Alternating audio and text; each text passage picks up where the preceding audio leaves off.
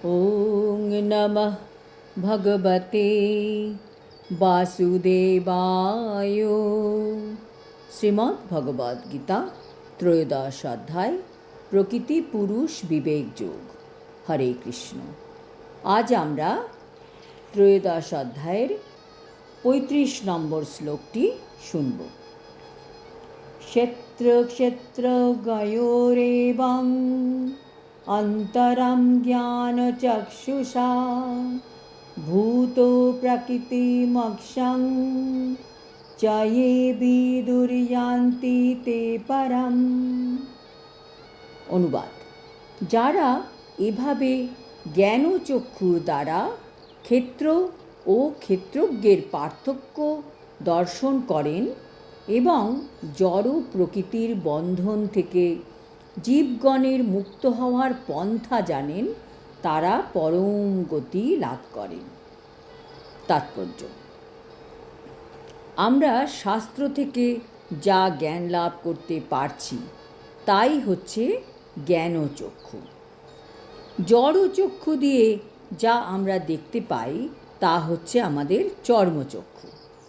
তা দিয়ে আমরা যা দেখি তা হচ্ছে স্থূল। শাস্ত্র থেকে আমরা বিভিন্ন জ্ঞানী ব্যক্তির থেকে সূক্ষ্ম জিনিস জানতে পারি। যখন আমাদের জ্ঞানচক্ষু উদয় হবে তখন আমরা সকলের মধ্যে পরমাত্মাকে উপলব্ধি করতে পারব। তখন মিত্র শত্রুর মধ্যে পরমাত্মাকে দেখতে পারব। সেটাই হবে সবার সাথে সবার হৃদ্যতা। তখন আর লড়াই ঝগড়া প্রতিহিংসা থাকবে না। সারা পৃথিবীতে বিশ্ব শান্তি আসবে। এই যে ত্রয়োদশ অধ্যায়ে ক্ষেত্র মানে দেহ আর ক্ষেত্রজ্ঞ হচ্ছে দেহের মালিক, আর পরমাত্মার মধ্যে পার্থক্য সম্বন্ধে অবগত হওয়া উচিত। অষ্টম থেকে দ্বাদশ শ্লোকে বর্ণিত মুক্তিলাভের পন্থা সম্পর্কে অবহিত হতে হবে। তবেই পরম গন্তব্যস্থলের দিকে অগ্রসর হওয়া যাবে। যে মানুষের হৃদয়ে শ্রদ্ধার উদয় হয়েছে তাকে সর্বপ্রথমে সাধু সঙ্গে ভগবানের কথা শ্রবণ করতে হবে এবং এভাবে ধীরে ধীরে তিনি দিব্য জ্ঞান লাভ করবেন। যদি কেউ সদ্গুরুর চরণে আশ্রয় গ্রহণ করেন তাহলে তিনি জড় ও চেতনের পার্থক্য নিরূপণ করতে সমর্থ হবেন এবং সেটি তার পারমার্থিক উপলব্ধির পথে ক্রমোন্নতির উপায়। সদ্গুরু তিনি তার শিষ্যকে নানা রকম সদুপদেশের মাধ্যমে জড় জাগতিক জীবনের বন্ধন থেকে মুক্ত হওয়ার শিক্ষাদান করেন। যেমন ভগবদ্গীতায় আমরা দেখতে পাই শ্রীকৃষ্ণ অর্জুনকে জড় জাগতিক বন্ধন থেকে মুক্ত করবার জন্য উপদেশ দিচ্ছেন। এই দেহ যে আমাদের জড় পদার্থ তা সহজেই উপলব্ধি করা যায়। 24টি বিভিন্ন তত্ত্ব দিয়ে তার বিশ্লেষণ করা যায়।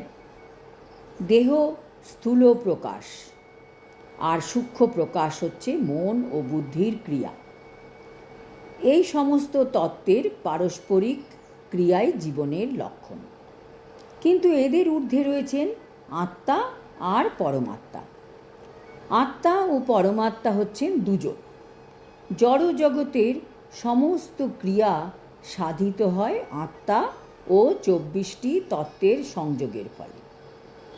যিনি আত্মা ও জড় উপাদানের সমন্বয়কে জড় জগতের কারণরূপে দর্শন করতে পারেন এবং পরমাত্মার অবস্থান দর্শন করতে পারেন, তিনি চিৎ জগতে উন্নীত হওয়ার যোগ্যতা অর্জন করেন। এইগুলি গভীরভাবে আমাদের মনন ও উপলব্ধি করতে হবে এবং আমাদের সকলেরই উচিত সদ্গুরুর সহায়তায় এই অধ্যায়কে পূর্ণরূপে উপলব্ধি করা। ইতি জড়বন্ধন থেকে মুক্তি বিষয়ক প্রকৃতি পুরুষ বিবেক যোগ নামক শ্রীমদ্ ভগবদ গীতার ত্রয়োদশ অধ্যায়ের ভক্তি বেদান্ত তাৎপর্য সমাপ্ত। আগামীকাল থেকে আমরা চতুর্দশ অধ্যায় গুণত্রয় বিভাগ যোগ শুরু করব। হরি ওম তৎসৎ। হরে কৃষ্ণ।